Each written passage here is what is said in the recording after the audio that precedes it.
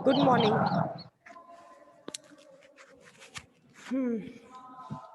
क्या चल रहा था हम लोगों का? क्या पढ़ रहे थे? टेंसर, टाइप ऑफ टेंसर पढ़ रहे थे। नहीं, टाइप नहीं, ऑपरेशन पढ़ रहे थे। ऑपरेशन ऑफ टेंसर पढ़ रहे थे, जिसमें से 3 ऑपरेशन पढ़ चुके हैं। 3 में कौन कौन से पढ़ चुके हैं? एडिशन, योग, व्यवकलन, गुणनफल। गुणनफल हमने 2 तरीके से पढ़े। कौन कौन से गुणनफल पढ़े थे? एक तो पढ़ा था बाह्य और एक पढ़ रहे थे आंतरिक। बाह्य में हम पढ़ चुके हैं बाह्य गुणनफल कैसे करते हैं। उसके बाद मैंने बोला था आंतरिक गुणनफल पढ़ाने को, लेकिन आंतरिक गुणनफल से पहले हम लोगों को एक संक्रिया पढ़नी थी, एक वो पढ़ना था संकुचन प्रक्रिया। वो संकुचन प्रक्रिया मैं स्टार्ट करी थी कल क्लास के अंदर, और मैंने शायद उसका स्टेटमेंट लिखवा दिया था। आज सिद्ध करना है कि संकुचन 5 डिग्री का है। 5 कोटि का जो संकुचन है वो 3 कोटि का होता है, 3 कोटि का बना देते हैं। ये आपको आज सिद्ध करके लाना है। कल सिद्ध नहीं करवाया था ना मैंने, स्टेटमेंट लिखवा के शायद हो गई थी क्लास खत्म। कल मैंने सिद्ध नहीं करवाया है, सिद्ध आज करवाना है, ठीक है।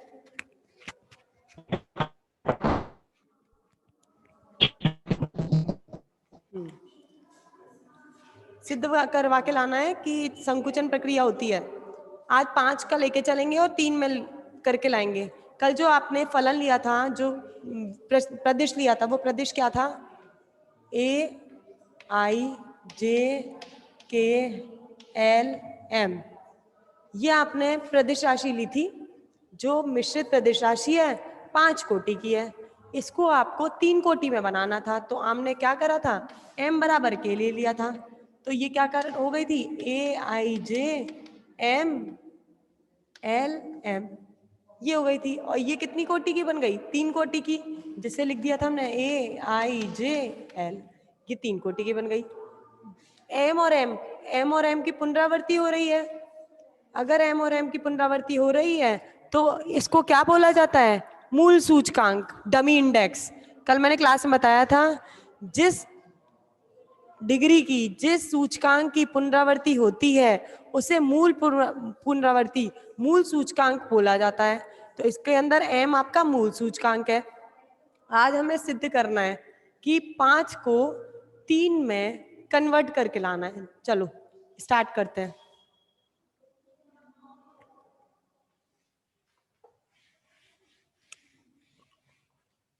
डालिए, सिद्ध करना है।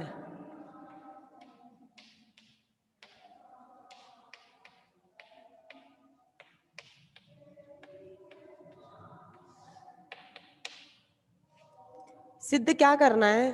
रूपांतरण समीकरण लिखनी है हमें, जो हम फलन लेके चले हैं। ए मिश्रित प्रदिश आई जे के एल एम, ये आपका मिश्रित प्रदेश है 5 कोटि का।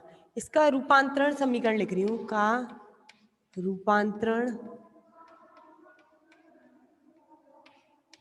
समीकरण। जैसे मैं ब्लैक बोर्ड पर लिख रही हूं वैसे ही लिखते जाइए, ये एज इट इज। चलिए अब ए आई जे के एल एम का रूपांतरण समीकरण लिखते हैं। किस तंत्र से? एस फ्रेम से। रूपांतरण तो 2 फ्रेमों में होगा, एस फ्रेम से, एस डैश फ्रेम से। किस फ्रेम के अंदर? एस फ्रेम के अंदर। ये जो राशि है ए आई जे के एल एम मिश्रित प्रदेश 5 कोटि का, ये कौन से तंत्र में दे रखा है? एस डैश में या फिर एस में? ये आपको एस में दे रखा है। कैसे पहचाना? इसके ऊपर बार नहीं है। अगर बार होता तो ये एस डैश का होता, बार नहीं है तो ये किस तंत्र का दे रखा है? एस तंत्र का। तो लिख दीजिए इसे ए आई जे के एल एम। अब ये प्रदेश है मिश्रित प्रदेश 5 कोटि का, तो आपको मिश्रित प्रदेश 5 कोटि का किस में लेना है? एस डैश तंत्र में। अब मैं सेम मिश्रित प्रदेश ले रही हूँ 5 कोटि का एस डैश तंत्र में, ए बार। अब इनकी कोटियां लेनी है, वो आपकी इच्छा है, कोई भी ले लीजिए। जैसे इसमें 3 तो आपकी प्रतिचर में, 1 सहचर में, 2 सहचर में, ऐसी आपको यहाँ लेनी है। 3 प्रतिचर में लेनी है, 2 सहचर में, या 3 प्रतिचर में 2 सहचर में, यहाँ भी 3 प्रतिचर में लीजिए, 2 सहचर में लीजिए, कोई भी ले लीजिए, ये आपकी इच्छा है। Mu, nu, lambda, sigma, Z, मैंने ये ले ली, जिसमें 3 तो प्रतिचर में, 2 सहचर में, क्योंकि यहाँ भी हम 3 प्रतिचर में लेके चले थे, 2 सहचर में। रूपांतरण के अंदर जो कोटियां होती हैं वो समान होनी चाहिए, जितनी प्रतिचर में हो उतनी प्रतिचर में, जितनी सहचर में हो उतनी सहचर में, नहीं तो रूपांतरण नहीं हो पाएगा। अब आइए जरा ओपन करिए।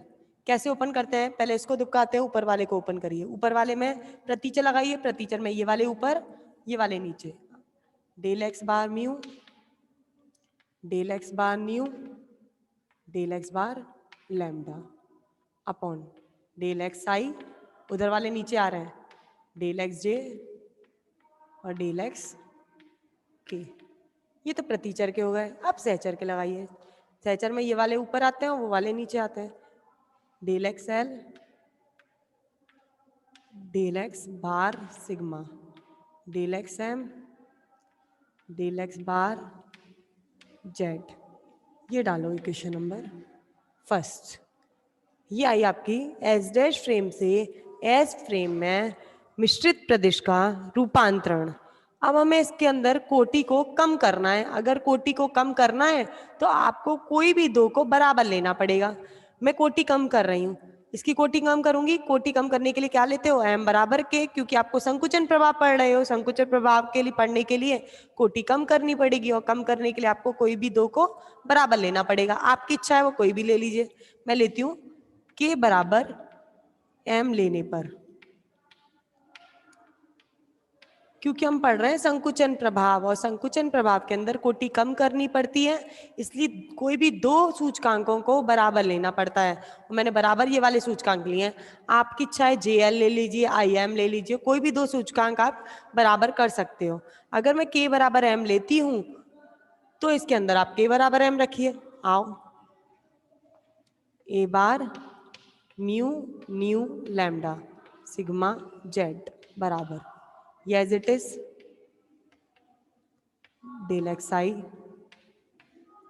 Del x bar mu, del x j, del x bar lambda, del x के की जगह क्या ले रहे हैं हम, एम रख दीजिए। डेल एक्स एल, के की जगह एम रिप्लेस किया, del x bar sigma, del x m, del x bar z. यहाँ क्या हो जाएगा, a i j m l m. ये बराबर हो गया।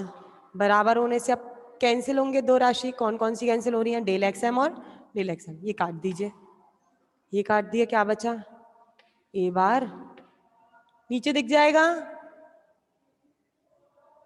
नीचे लिख दूं दिख जाएगा,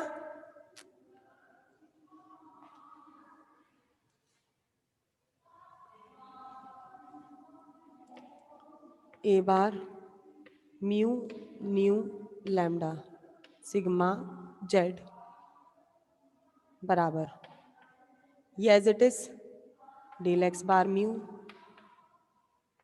del x i, del x bar new,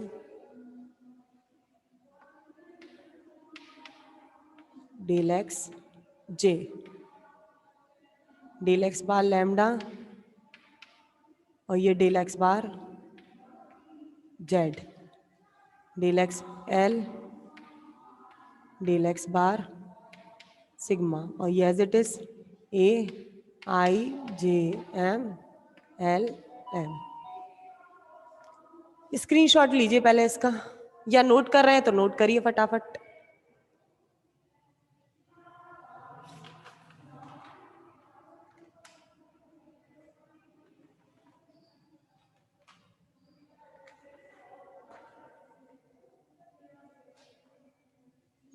rough कर दूं,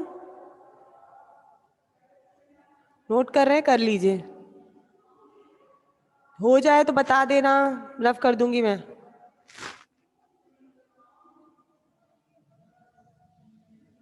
लिख लिया, सबका हो गया।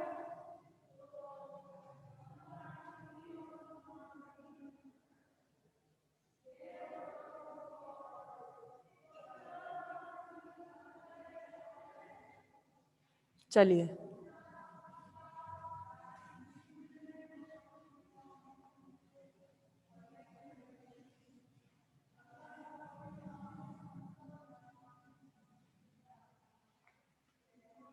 इसको देखिए जरा, ये as it is a bar mu nu lambda sigma z equal to, ये as it is del x bar mu del x i, ये as it is del x bar mu del x j. अब यहाँ देखो जरा, इस वाली quantity को देखो, दोनों बार बार के फंक्शन है ऊपर नीचे और लैम्डा जेड के है, तो ये क्या बन गया, एक क्रोनेकर डेल्टा फलन। और कौन से तंत्र का, एस डैश तंत्र का। तो इसको क्या लिख सकते हैं, क्रोनेकर डेल्टा फलन, बार लग गया क्योंकि ये बार वाला फंक्शन है, लैम्डा जेड, बाकी as it is del x l del x bar sigma. यहाँ क्या बचा था, a i j m l M.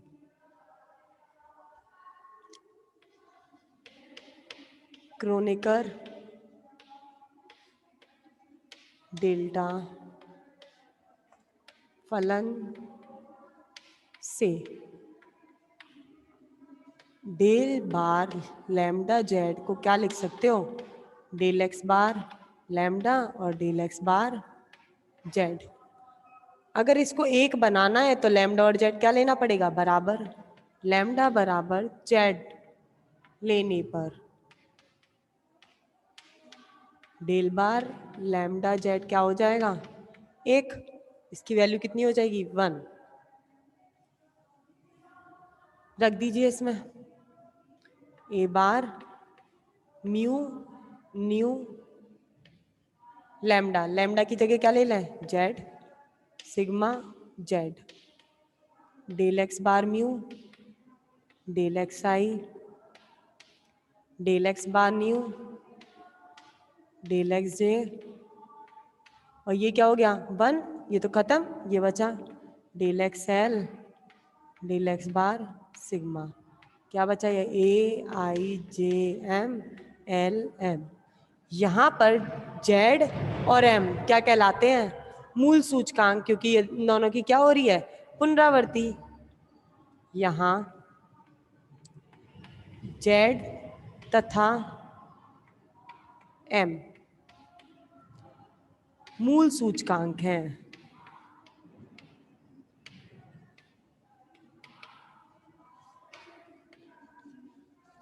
मूल सूचकांक है तो क्या लिख सकते हैं इसे, a bar mu nu, z और जेड हट जाएंगे, क्या बचेगा, sigma del x bar mu del x i del x bar nu del x j del x l del x bar sigma. यहाँ क्या बचेगा, ए आई जे एल, और ये आपका निकल गया रिजल्ट, नोट कर लीजिए।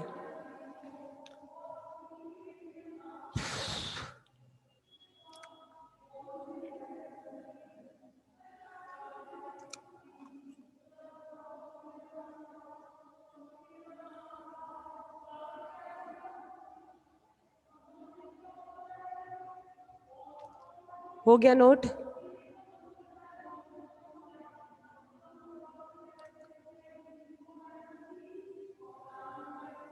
ठीक है। अब देखिए जरा, हम लोग लेके जो चले थे मिश्रित प्रदेश, वो कितनी कोटि का लेके चले थे, 5 कोटि का, और फिर हमने उसमें क्या लगाया, k बराबर m, k बराबर m लगाने से जो उसकी 5 कोटि थी वो कितनी कोटि में रह गई, केवल 3 कोटि की राशि निकल गई। तो ये सिद्ध हो गया कि जब हम लेके मिश्रित प्रदेश 5 कोटि का चले और निकल के कितनी कोटि का आया, 3 कोटि का, तो ये क्या है आपका संकुचन, किसके अंदर, प्रदेश के अंदर। हाँ, आज वैशाली मैम की क्लास है, वैशाली मैम आई आज। लेके 5 कोटि का चले थे, 3 कोटि की गया, यही तो सिद्ध करके लाना था, हो गया सिद्ध। चलो अब इसके ऊपर मैं एक क्वेश्चन करवा रही हूँ न्यूमेरिकल, लिखिए। एक क्वेश्चन करवा रही हूँ, वो लिखिए पहले, मिटा दूं,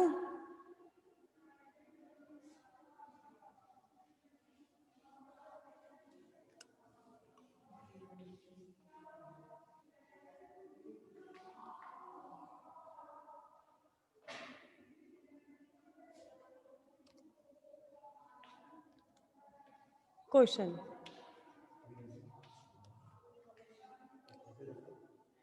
लिखिए, सिद्ध करो।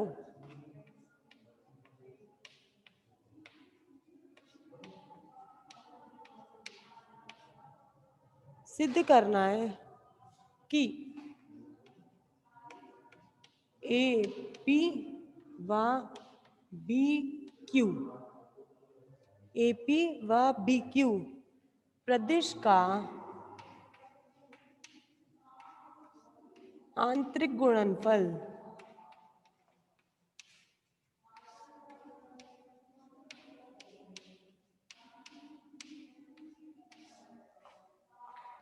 निश्चर होता है।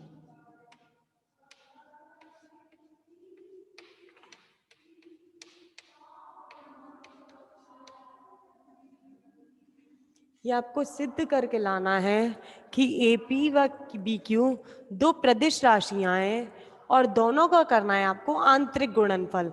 आंतरिक गुणनफल करने पर इनका जो गुणनफल आएगा वो निश्चर होता है। ये आपको सिद्ध करके लाना है। ठीक है, चलो स्टार्ट करते हैं। ये कौन सा प्रदेश है ये मुझे पहले बताइए, कमेंट बॉक्स में कमेंट कीजिए। ए पी कौन सा प्रदेश है? सहचर है, प्रतिचर है, मिश्रित है या फिर निश्चर है? कौन सा प्रदेश है? एपी प्रतिचर प्रदेश है। और बी क्यू, बी क्यू कौन सा प्रदेश है? सहचर है। गुड। अब आपको इनका आंतरिक गुणनफल करना है, प्रतिचर का और सहचर का। आइए जरा सॉल्यूशन करते हैं स्टार्ट। पहले तो आपको इनकी रूपांतरण समीकरण लिखनी पड़ेंगी। पहले मैं इस वाले की रूपांतरण लिखूंगी, फिर मैं इसकी रूपांतरण लिखूंगी। स्टार्ट करते हैं। रूपांतर समीकरण लिख रही हूं मैं एस डैश फ्रेम से एस फ्रेम में। और कौन से वाले की लिख रही हूं? पहले मैं इस वाले की, एपी वाले की, मतलब प्रतिचर की। तो एपी है, बार नहीं है, तो ये कौन सी तंत्र का है? एस फ्रेम का। अब इसको मुझे किस में लिखना है? एस डैश तंत्र में। एस डैश तंत्र में क्या लगाना पड़ेगा आपको? बार। और ये प्रतिचर का है तो यहाँ भी कोई राशि प्रतिचर की मान लीजिए, जो इसकी कोई भी कोटि हो, कोई भी ले लीजिए, आपकी इच्छा कर रही है, आई जे एम एन को पी कुछ भी। मैंने आई ले ली, या आपकी मर्जी होती है, यहाँ पर कुछ भी सपोज कर सकते हैं। बराबर लगाइए इसमें प्रतिचर। प्रतिचर में ये वाला ऊपर, ये नीचे, डेल एक्स बार आई और डेल एक्स पी। ये आ गई समीकरण नंबर 1। ये तो मैंने इसका कर दिया। अब मुझे किसका करना है? इसका। इसका करेंगे, आइए नीचे इस वाली का करते हैं। एस बार फ्रेम को एस फ्रेम में। ये किसमें है? एस फ्रेम में, बी क्यू। अब लेके चलना है आपको कोई भी एस फ्रेम के अंदर। एस फ्रेम के अंदर आपकी इच्छा कर रही है जो ले लीजिए, लेकिन बार में लेना। और ये सहचर के लिए, तो सहचर के लिए ले लिया मैंने जे। सहचर का लगाइए, ये वाला ऊपर, ये नीचे, del x Q del x bar j. और ये डाल दीजिए समीकरण नंबर 2। अब मैंने ये दोनों प्रदेशों का वो लिख दिया है रूपांतरण समीकरण। अब इनका क्या करना है आपको? आंतरिक गुणनफल लिखा है ना, आंतरिक गुणनफल करिए तो बताइए निश्चर होता है। अब मुझे इनका आंतरिक गुणनफल करना है। आंतरिक गुणनफल के लिए आपको पता है 2 कंडीशन अप्लाई होती हैं। पहली कंडीशन बाह्य गुणनफल जरूरी है और दूसरा उसमें संकुचन जरूरी है। जब ये दोनों काम हो जाएंगे तब आपको आंतरिक गुणनफल मिलेगा। तो अब मतलब मुझे पहले इसके अंदर अगर आंतरिक गुणनफल करना है तो पहला मुझे इसके अंदर बाह्य गुणनफल करना होगा। बाह्य गुणनफल के अंदर मुझे संकुचन प्रभाव लगाना पड़ेगा, तब जो राशि मिलेगी उसे बोलेंगे आंतरिक गुणनफल। अब मुझे पहले इसका बाह्य गुणनफल करना पड़ेगा आंतरिक गुणनफल के लिए। करते हैं समीकरण 1 व 2 का बाह्य गुणनफल। समीकरण 1 व 2 का बाह्य गुणनफल करने पर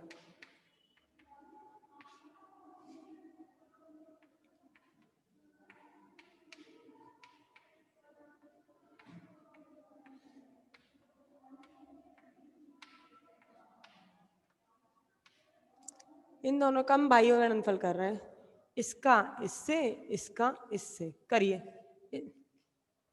इतना नोट हो गया, मैं ऊपर लिख रही हूं।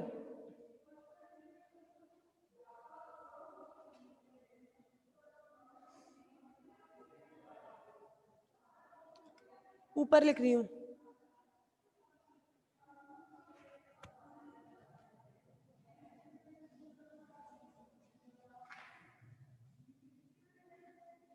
चलो करो, इसका इससे, ए बार जे का,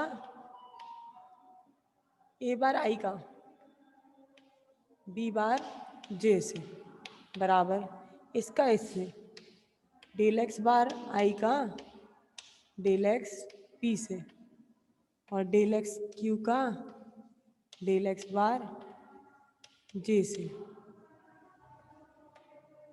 इसका इससे, ए पी का बी क्यू से। ये मैंने कर दिया इसके अंदर बाह्य गुणनफल।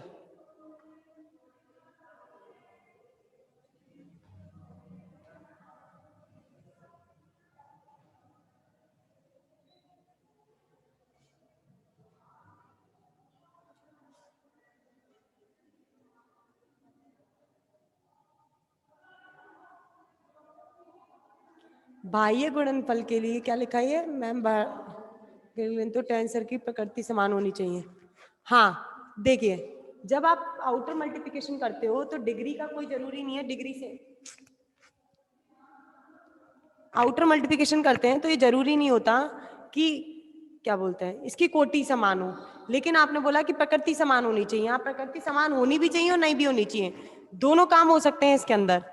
गुणनफल जब कर रहे हो बाह्य आंतरिक गुणनफल के लिए आप बोल सकते हो हाँ प्रकृति समान होनी चाहिए, लेकिन बाह्य गुणनफल के अंदर ये जरूरी नहीं है कि उसकी प्रकृति समान भी हो भी सकती है और नहीं है तो भी आप इसका बाह्य गुणनफल तो हो सकता है, लेकिन आंतरिक गुणनफल के लिए इसका प्रकृति समान होना जरूरी होता है। बाह्य गुणनफल के लिए ले भी सकते हो आप प्रकृति समान और नहीं भी ले सकते, दोनों काम हो सकते हैं इसके अंदर। मैंने जो लिया है वो प्रकृति समान नहीं लिए, एक को तो लिया पतिचर, एक को ले लिया सहचर और दोनों का गुणनफल कर दिया। इधर मैंने जो लिया है वो कोटि समान ली है, लेकिन मैंने इनकी प्रकृति समान नहीं ली। जब आप बाह्य गुणनफल करते हो तो जरूरी नहीं होता कि प्रकृति समान हो भी, लेकिन जब आप योग और व्यवकलन करते हो तब जरूरी होता है कि प्रकृति भी समान होनी चाहिए और कोटि भी समान होनी चाहिए। क्लियर? नोट करिए इसको। ए बार आई बी बार जे, ये मैंने इसका करा है बाह्य गुणनफल। अब मुझे लगाना है आंतरिक गुणनफल, तो मुझे लगानी पड़ेगी इसके अंदर संकुचन प्रक्रिया। अब इसके अंदर मैं संकुचन प्रक्रिया लगा रही हूँ क्योंकि मुझे करना है आंतरिक गुणनफल। आंतरिक गुणनफल करने के लिए बाह्य गुणनफल और संकुचन प्रक्रिया दोनों होनी चाहिए। अब संकुचन प्रक्रिया लगाते हैं। संकुचन प्रक्रिया के लिए मैं कोई भी दो बराबर ले लेती हूँ, मैं आई और जे को बराबर मान लेते हैं। आई बराबर जे लेने पर संकुचन तो तभी होगा जब दो राशि बराबर हो जाए। मैं लेती हूँ आई बराबर जे लेने पर, अगर ये दोनों बराबर हो गई तो इसको तो लिख देंगे ए बार आई और इसको लिख देंगे B bar I, del x bar I, del x P, del x Q, del x bar I, A P और बी क्यू। अब ये तो कट गए दोनों, ये कट गए तो क्या बचा? A bar i b bar I, del x Q, del x p, a p b Q.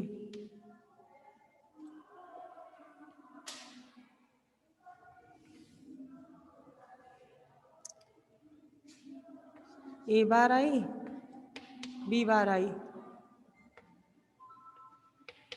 ये क्या हो गया? क्रोनेकर डेल्टा फलन, del q p a p b Q. अब क्रोनेकर डेल्टा फलन लगाते हैं।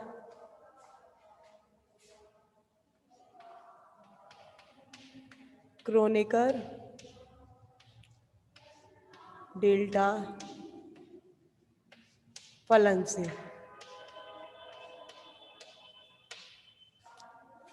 डेल क्यू पी बराबर del x q upon del x p, और अगर क्यू बराबर पी हो जाएगा तो डेल पी क्यू पी की वैल्यू क्या हो जाएगी? क्यू बराबर पी ले लेते हैं, यहाँ बचेगा ए बार आई यहाँ बचेगा बी बार आई, ये 1 हो गया, यहाँ बचेगा ए पी और यहाँ बचेगा बी क्यू। अब देखो जरा इधर वो करो, रिजॉइन करवाइए, रिजॉइन करिए, रिजॉइन करो, रिजॉइन।